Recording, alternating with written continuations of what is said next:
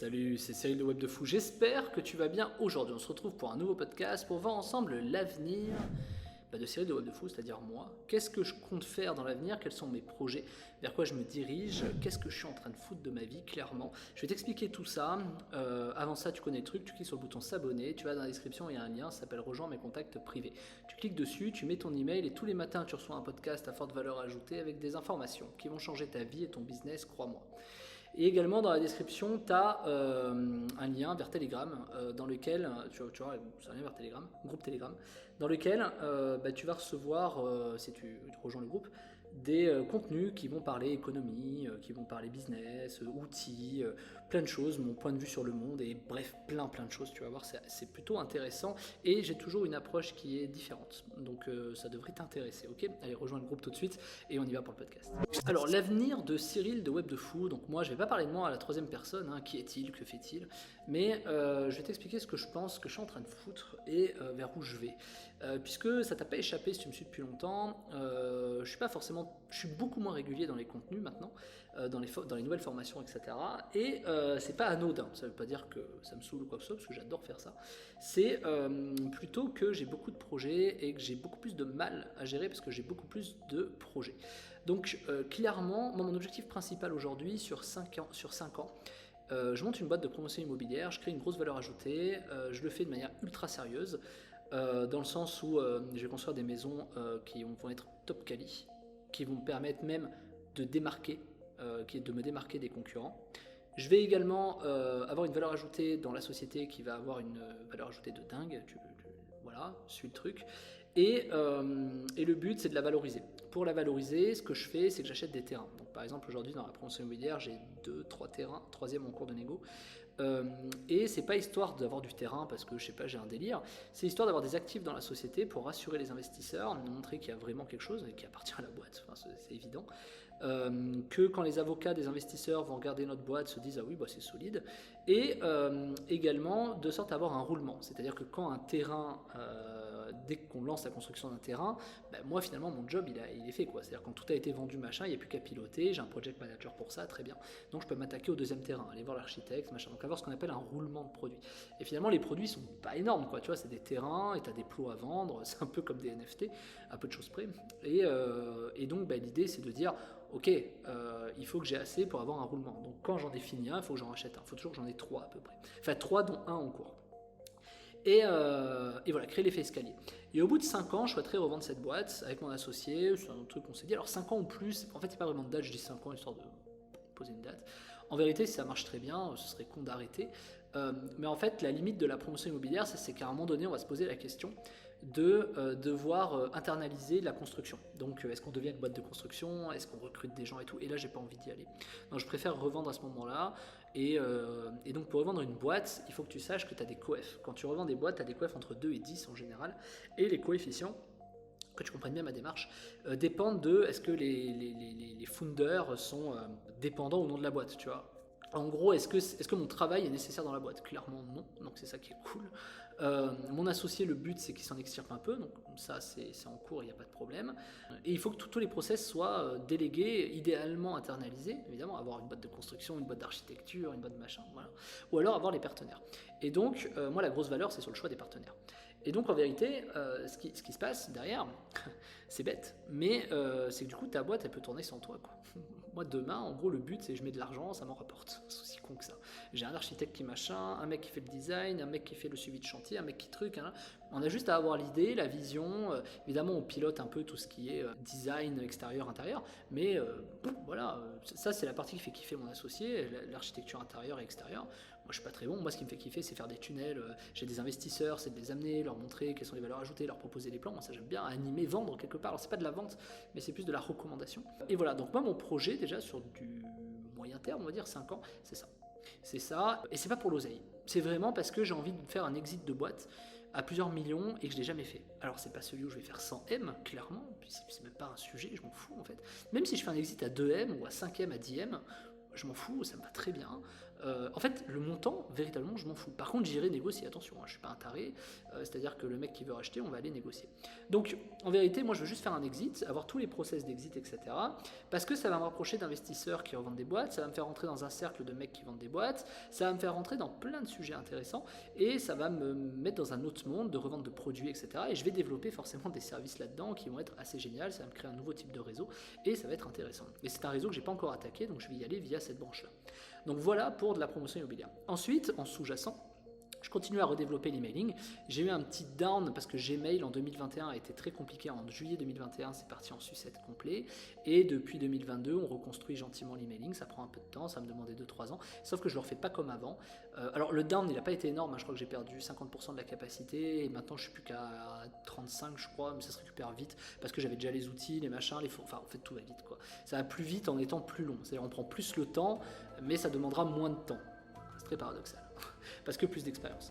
Donc voilà, pour l'emailing, ça se passe très bien. Moi, j'ai plein de trucs automatisés, c'est ok.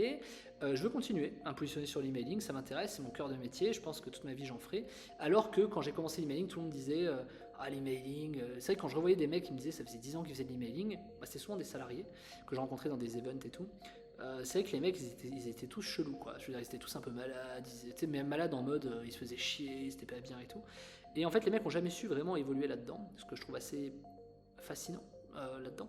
Et j'ai toujours eu une avance sur le marché, sur l'emailing, et j'ai toujours eu 2-3 ans d'avance. Là, je commence à avoir un peu moins d'avance, donc il va falloir que je me retrousse un peu les manches sur le sujet, mais fondamentalement, je suis un des seuls à savoir faire certains trucs, donc c'est ok. Ensuite, tout ce qui est affiliation, ça tourne. J'ai pas envie de le développer. L'affiliation, j'ai envie de continuer un peu ce que ça fait. Donc j'ai des sites qui me rapportent, j'ai des trucs qui tournent, j'ai des liens de programmes en marque blanche. Par exemple, des trucs que j'achète 2 € et que je revends 5. C'est pas énorme, mais quand tu as sur 100 sites, c'est beaucoup. Voilà, quoi d'autre mes investissements boursiers, ici je vais m'y attaquer un peu plus. Investissement boursier, j'ai envie de faire un truc sur Web de Fou, j'ai envie de proposer par exemple mon portefeuille, j'ai à peu près 1 million en bourse et j'aimerais, enfin en bourse, j'ai pas 1 million investi en bourse, j'ai 1 million dédié sur un compte pour du trading d'investissement. J'investis en DCA via mon banquier qui est à Genève et qui a un compte en Suisse et dans lequel j'ai envie de m'intéresser un peu plus à ça, c'est-à-dire prendre un peu plus le temps de comprendre les idées de boîte, les machins. Pourquoi je dis ça ? Parce que je me suis rendu compte il y a quelques mois que je parlais avec beaucoup de wealth managers. Donc les wealth managers, c'est ceux qui gèrent les gros portefeuilles dans les banques. Et je me rendais compte que sur des projets, je leur apportais beaucoup de valeur. C'est-à-dire en gros, ils me disaient il y a des mecs qui revendent des actions parce que ça fait moins 30 et moi je leur dis que j'ai racheté. Et ils me demandent pourquoi. Et c'est bien. Parce que quand tu as des wealth managers qui demandent pourquoi tu rachètes ça et qui t'écoutent l'histoire et que tu les convaincs à travers l'histoire, les mecs sont prêts à racheter. En fait, il faut comprendre un truc, les mecs sont prêts à racheter des milliards derrière, quoi. Quand tu convaincs 2-3 personnes, des wealth managers dans des sociétés, par exemple HSBC Hong Kong, tu convaincs 2 mecs qui ont 3 milliards de portefeuille, les mecs ils peuvent acheter demain pour 10 millions d'actions du truc que tu vas leur dire, quoi. Et ça, c'est assez fascinant, je m'en suis rendu compte, et surtout que je leur ai expliqué beaucoup de choses, et je me suis rendu compte au fur et à mesure du temps que ces mecs-là, quand ils m'avaient écouté, ils avaient gagné du fric. Et je leur ai souvent posé la question, pourquoi tu m'as écouté en fait ? Pas parce que je suis personne, je suis pas investisseur, je fais pas ton métier, tu fais ça depuis 15 ans, je comprends rien à ton truc, mais je connais la notion d'une boîte. Et ce mec m'avait dit, enfin ces mecs m'ont tous dit même, parce que tu as un angle intéressant économique entre l'économie et l'entrepreneuriat. C'est-à-dire que tu as un angle capitalistique et économique qui peut, pas forcément, mais qui peut faire réfléchir différemment. Et quand tu as des wealth managers qui gèrent des milliards qui te disent ça, tu te poses la question, tu te dis, je perds un peu mon temps. Donc j'ai envie de consacrer mon portefeuille d'1 million en bourse pour développer ça, c'est-à-dire me renseigner un peu plus. Par exemple, je connais très bien certaines boîtes, il faudrait que j'en connaisse 1000 des boîtes, tu vois. Évidemment, tu peux pas suivre les 1000. Et c'est là où ça devient intéressant. D'accord, tu peux pas suivre les 1000, mais est-ce que tu n'as pas des systèmes ? Est-ce que tu peux pas développer des scripts ? Est-ce que tu peux pas machin ? Et ça, c'est un truc que j'ai envie de développer entre le perso et le pro. C'est-à-dire, je vais le développer pour mon portefeuille perso, donc ça va pas concerner du pro, mais je pense que tout ce que je vais faire autour de ça, développer un système d'information, une logique, une mise à jour, un classement automatique, etc., d'informations, peut-être que quelque chose que je pourrais revendre en tant que service. Si ce n'est pas le cas, je revendrai de toute façon sur Web de Fou mon portefeuille. et en expliquant combien ça génère, pourquoi j'ai fait ces choix-là, en concomitance avec mon banquier, c'est-à-dire sous réserve de ce que mon banquier dira avec lui, enfin on sera ensemble quoi, en concomitance, et du coup voilà, montrer un peu le portefeuille que j'ai, etc. Donc ouais, et faire un suivi, puisque j'ai des reports quand même mensuels de tout ce qui se passe, machin, les carnets de commandes, les trucs, et en fait finalement je me suis rendu compte dans l'investissement, ce qui est fou, c'est que je sais analyser la donnée en tant qu'entrepreneur, je sais analyser la donnée en tant que publicitaire, en tant qu'emailer, en tant que tout ce que tu veux, je sais analyser la donnée. Par contre, je sais pas faire de trading, vraiment, c'est pas un truc qui m'intéresse, ça ne m'intéresse pas le trading, aujourd'hui au moment où je fais ce podcast. Et par contre, ce que je trouve fou, c'est finalement l'analyse des chiffres d'une société et tout ça, ça me permet, en fait c'est vrai que tu peux faire beaucoup d'oseille quand tu sais analyser de la data, quoi. Ça peut paraître con, mais voilà. Et je m'en rends de plus en plus compte. Donc j'ai envie de développer probablement un truc autour de ça. Peut-être dans quelques années, j'arriverai avec un produit de ce genre, le temps que j'apprenne des choses. Et à mon avis, en creusant, je vais trouver des valeurs ajoutées, je vais trouver des trucs à faire. Mais c'est un truc c'est pas que ça me passionne, c'est que ça m'intéresse en fait. Je sais pas pourquoi. Voilà. Plutôt que d'investir en DCA, voilà. Ensuite, sur du court terme, j'ai envie de reprendre un peu plus de formation sur Web de Fou. Je pense que je vais m'y mettre davantage. Ça, c'est quelque chose que j'ai vraiment envie de faire. Je pense que je le dis, mais je vais avoir du mal parce que je suis toujours attrapé par des urgences de tous mes projets et que Web de Fou reste un espace. C'est pas une machine à cash, donc la machine à cash est toujours plus prioritaire finalement. Mais ça reste un espace de détente et je pense que c'est important. Je pense être le seul sur le web francophone à avoir trouvé cet équilibre entre des machines à cash dans lesquelles tu dois être prioritaire et du contenu communautaire comme Web de Fou dans lequel tu te fais kiffer, tu rencontres des gens et tu te prends pas la tête parce que c'est ton business principal et que tu dois absolument faire des formations, vendre, faire des packs ou je sais pas quoi. Et donc franchement je suis très content de l'équilibre que j'ai trouvé là-dedans. Et la question que je me pose aujourd'hui qui n'est pas définie, c'est est-ce que je pousse vraiment Web de Fou ou pas? Est-ce que vraiment j'y vais? Est-ce que je lâche les chevaux? Est-ce que je fous 100K sur la table et je vais bombarder? Et pourquoi je me la pose? Parce que j'ai pas envie de quitter ce que je suis en train de faire. J'aime beaucoup la communauté que j'ai créée. J'aime bien faire rentrer des gens un peu par vague. Ensuite que la vague filtre un peu les tocards et les haters, que les meilleurs restent et que ça fasse une spirale comme ça positive. Ça prend du temps, mais je m'en fous. Alors je perds du temps. C'est sûr que Web de Fou, je pourrais faire peut-être 100K par mois. Mais je m'en fous, je veux pas que ce soit une machine à cash. En fait, pour moi, j'ai plus simple à faire que faire des formations pour faire 100K de plus. Donc, et c'est ce que je t'apprends dans le club privé, qui est la formation, qui est l'offre de la semaine. C'est absolument pas une formation dans laquelle je te propose de rejoindre un peu mon quotidien et voir comment ça se passe. Mais je t'en parle juste après. Ensuite, mes autres projets, c'est, je verrai, peut-être faire un deuxième enfant. Je pense que voilà, je commence à vieillir, j'ai 33 ans au moment où je fais ce podcast, même 34 bientôt. Donc j'ai quand même beaucoup de temps encore pour m'inquiéter. En fait, je t'explique, ma problématique, je te la fais en deux. J'ai assez d'argent pour plusieurs générations et je me dis, bon, si je fais un deuxième gosse, forcément ça va me prendre du temps, machin, tout ça, bidule, et j'ai pas le process. Aujourd'hui, l'enjeu pour moi, ça va être de trouver un process personnel où je peux gagner du temps. Mais factuellement, tu peux pas gagner de temps en fait. C'est ce que je me rends compte avec le temps, c'est que tu peux pas gagner du temps sur les jeux avec ton gamin. Tu peux pas gagner du temps quand tu dois lui apprendre quelque chose. Tu peux pas gagner du temps quand tu écoutes ton gamin qui balbutie parce qu'il essaie de construire une phrase. Moi, je le coupe pas, ouais, tu me saoules. Non, je vais, vas-y, explique-moi et pourquoi et comment. Et vas-y, reprends, reformule, on dit comme ça, vas-y, redis-le. Et ce temps-là, t'as personne qui peut te le remplacer. Donc, je le sais depuis longtemps, c'est un choix que j'ai fait. Et je suis content de le respecter, contrairement à d'autres qui ne le respecteraient pas. Je suis content de me dire, j'ai toujours eu cette vision avec mes gamins, de me dire, je veux absolument prendre le temps et être capable de leur donner ce que j'ai envie de leur transmettre, quoi. Et pas être là en me disant putain j'ai pas le temps, machin, bidule, voilà, ça m'emmerdait un peu. Et voilà, peu importe l'enfance que j'ai eue, parce que je repense à mon enfance, est-ce que ça a été pareil, mais factuellement je me dis, mon gamin, enfin ma gamine aujourd'hui, ma fille, j'ai envie de prendre encore plus de temps. Et le choix que j'ai eu, c'est ok, tu peux passer la barre par an en fait, à partir de la barre des 10 millions par an, tu te retrouves dans un choix où, à un moment donné, tu consacres ta vie au business ou à ta famille, quoi.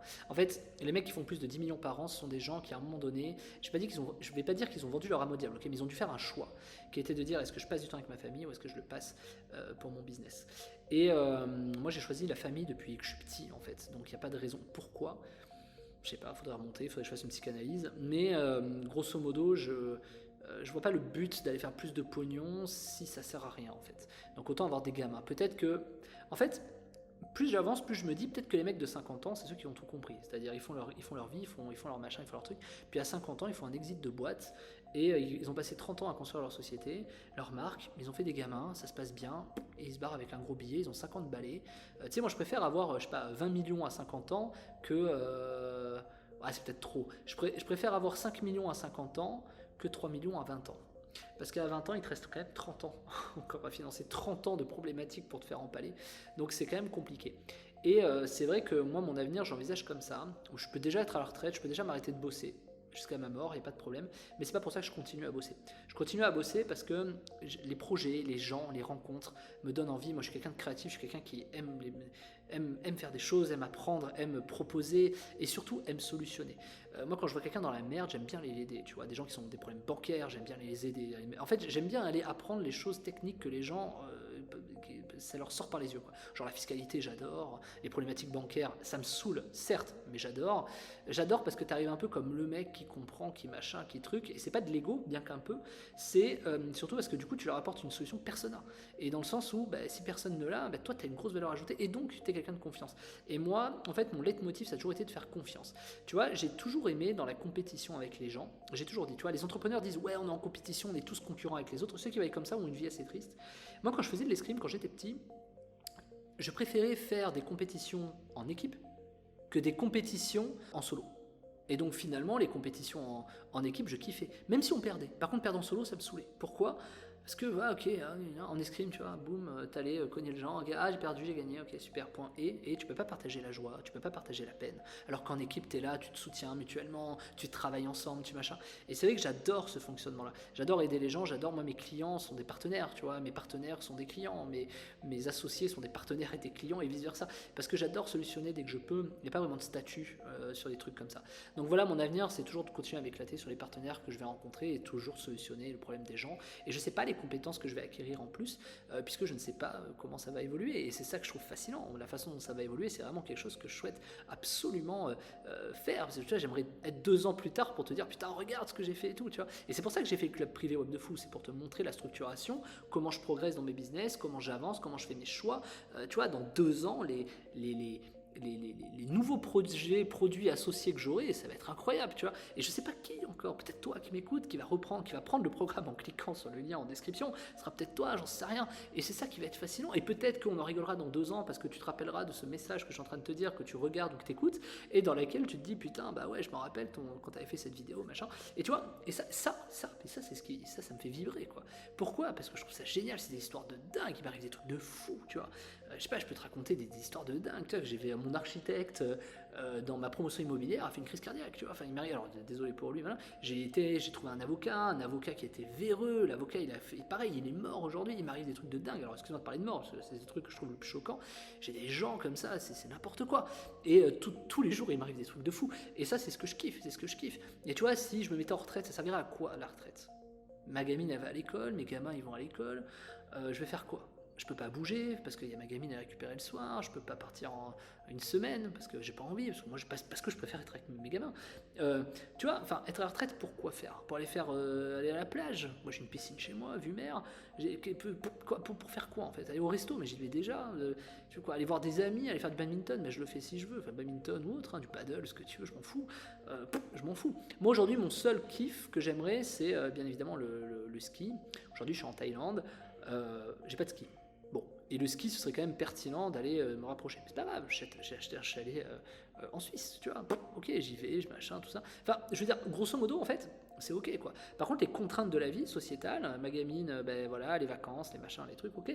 Moi, le seul truc que je veux, c'est que mes gamins soient en vacances, qu'on puisse partir en voyage, etc. Sauf que, je dis ça, mais la vérité, c'est que ça va être beaucoup plus compliqué que ça. Parce que le voyage, ça va être compliqué. Les problématiques de transport, de logement, et puis moi je déteste payer des choses inutilement, quoi. Genre vraiment, tu vois, j'ai regardé des vacances par là au Japon, une semaine ça va me coûter entre 7 et 10K, quoi. Alors ok, pas de problème, on aligne, mais putain, qu'est-ce que ça me saoule, une semaine 10K, mais what the fuck. Donc du coup, je trouve ça beaucoup trop cher. Là, je reviens en France, ça me coûte un billet entre 15 et 20K, mais what the fuck. Et je te dis ça parce que plein de choses, parce que logement, parce que transport, parce que voiture, parce que machin, parce qu'il faut prendre un avion, parce qu'il faut aller voir la famille, il faut aller voir les machins, il faut aller voir les trucs. Donc en fait, c'est beaucoup trop compliqué, donc du coup, je fais pas. Et c'est compliqué, ça coûte beaucoup d'oseille, et cette oseille, je préfère faire autre chose avec en fait. Donc mécaniquement, si tu raisonnes comme ça, t'es l'ennemi de toi-même, parce que est-ce que ça veut dire que tu fais rien? Non, mais il faut faire des choses qui te plaisent. Donc je préfère foutre 10K et aller faire du ski que 20K et tu vois, je sais pas, et partir je sais pas. Et tu vois, tu vois, j'ai dit à ma gamine quand elle aura 7 ans que j'amènerai au Galapagos, les îles du Galapagos. Pourquoi? Parce qu'il y a plein d'animaux, t'as des gros animaux là-bas, tu vois, c'est un peu le Final Fantasy de la vie, pour ceux qui connaissent. Et donc je trouve ça assez incroyable, j'exagère, mais c'est super, tu vois, pour offrir ça à mes gamins, tu vois, c'est ça qui me fait vibrer en perso. Donc mécaniquement, ouais, l'avenir, il se construit au fur et à mesure. La vision, aller de revendre la boîte. Le quotidien, c'est de continuer à développer ce que je fais. Finalement, un bon père de famille qui fait évoluer son truc. L'entreprise qui se valorise et que je veux revendre, c'est surtout pour me prouver que je fais pas que des business ouais, bon, voilà, tu vois, des business en gros. Tu vois, je vais faire un SaaS que, bon, ok, ça va faire 4000 personnes qui vont s'abonner, c'est pas un truc qui va être valorisé, je vais revendre ça 500K, 1 million, ok, ça m'intéresse pas trop. Tu vois, il y a des trucs, j'ai revendu des produits plus chers, donc mécaniquement, tu vois, j'ai pas d'objectif comme ça, si ce n'est la promotion immobilière, parce que je me dis, waouh, tu vois, quand tu as un portefeuille d'investisseurs, que tu as construit des dizaines de baraques, que tu as fait plein de trucs, que tu as construit une image, que tu es présent sur les réseaux, machin et tout, putain, ouais, franchement, ça me donne envie, quoi. Ça me donne envie de le vendre, tu vois, de me dire, tiens, regarde, je l'ai fait, regarde, tiens, achète, quoi. Vraiment dans le sens, putain, c'est de la bombe, quoi. Et moi, je veux plus, ça me saoule, en fait, tu vois, parce que j'ai envie de passer à autre chose. Et donc, je comprends, tu sais, quand j'avais 20 ans, je comprenais pas les mecs qui disaient, ouais, moi, je revends parce que j'ai envie de passer à autre chose. Je comprenais pas, je disais, attends, le mec, il va faire 30 millions, qu'est-ce qu'il me dit, quoi, il est taré, quoi. Et en fait, je comprends que les mecs crachent sur X de bénéf pour prendre tout de suite, pour investir et faire d'autres projets. Avant, je comprenais pas. Et c'est vrai que je pense qu'il faut un peu d'oseille pour comprendre ça. C'est vrai qu'au début, quand je sais pas si tu touches le SMIC, que tu as 2-3 000 balles, hein, je suis passé par là, hein, attention, ouais, c'est vrai que tu te poses pas les mêmes questions, quoi. Moi, je me rappelle, à 3 000 balles avec ma femme, on disait putain, on est riche, quoi, tu vois, c'était rigolo. Ah, 3 000 balles par mois, c'est bon, c'est ok, quoi, ça va bien, quoi, tu vois. Aujourd'hui, on dit pas la même chose sur la même somme, hein, mais c'est rigolo, quoi. Donc, du coup, ouais, il y a des étapes. Moi, j'ai gagné le SMIC, j'ai déjà été à 30 heures à mi-temps à Carrefour Market dans les rayons surgelés, c'est ok. Et franchement, j'en ai fait super truc et tout. J'ai déjà fait la caisse et tout ça, tu vois, il m'est arrivé plein de trucs. Après, voilà, fondamentalement, toute l'évolution, elle tient pas dans une formation. Elle tient dans un mindset, une évolution, des choix qui ont été faits. Et c'est ce que je te montre dans le club privé qui est en description. Et je t'invite à le rejoindre aujourd'hui parce que ce soir à 23h59, le prix, il va peut-être doubler, tripler, quadrupler, quoi. Tu vas voir, moi j'augmente le prix, c'est assez violent, quoi, quand j'augmente le prix sur des trucs comme ça, parce qu'il y a tellement de valeur que je vais te délivrer. Je pense que tu le rejoins aujourd'hui ou tu le rejoins jamais, quoi. C'est marche ou crève. Finalement, le business marche comme ça, les raisonnements marchent comme ça, les choix marchent comme ça. Donc, pour terminer ce très bon podcast, / vidéo si tu me regardes sur YouTube, clique sur le lien en description qui s'appelle Club Privé Web de Fou. Tu cliques, tu mets ta CB, tu nous rejoins et tu viens découvrir mes choix, pourquoi je l'ai fait, comment je l'ai fait. Tu viens te former en fait. Et attention, c'est pas une formation, c'est tu me suis au quotidien. Et bien sûr, je te proposerai des formations avec des tarifs avantageux pour ceux qui auront rejoint. Et je vais te proposer des trucs assez incroyables qui vont te permettre de développer ton état d'esprit, ton mindset, mais surtout qui vont te permettre de comprendre pourquoi je fais certains choix, pourquoi je me dirige dans certaines activités, pourquoi pendant que tout le monde fait de la crypto, des trucs, que tout le monde est aux fraises, moi je pars dans la promotion immobilière, tu vois, et pourquoi j'ai toujours fait ça, pourquoi quand tout le monde est à faire un truc, je suis toujours parti d'un autre côté, quand tout le monde misait en bourse, moi j'ai vu mon banquier, j'ai dit je me casse, pour tous ceux qui m'avaient suivi sur Web de Fou en janvier 2022, j'ai dit je sors toutes mes actions au mois de janvier, c'est chose que j'ai faite, grand bien m'a pris. Et quand j'ai réinvesti sur le rouble, je l'ai fait tout ça sur Web de Fou, je l'ai marqué, c'est consigné. Et c'est typiquement ce genre de truc que je veux mettre dans le club privé, c'est pour dire, regardez ce que j'ai fait, regardez, c'est factuel. Et donc je ne l'ai pas fait au hasard. Et pourquoi j'ai fait ce choix-là? Qu'est-ce qui m'a amené à penser ça? C'est ça le plus important. Et c'est ça que je veux continuer à transmettre. C'est pas une question d'avoir eu le bon flair ou quoi, c'est d'avoir eu le bon raisonnement. Et comment on a ce bon raisonnement? Ça commence par rejoindre le club privé Web de Fou qui est en description. Alors clique, mets ta CB et rejoins-nous. Sur ce, je te souhaite un bon dimanche. Je pense que tu n'as pas mieux à faire que de regarder comment un millionnaire fait des millions. Mais c'est toi qui vois, tu peux aussi regarder Question pour un champion. Ça pourrait être une belle devise, une belle headline pour les pages de vente. Allez, salut, rejoins, clique en dessous. Ciao, ciao, bon dimanche.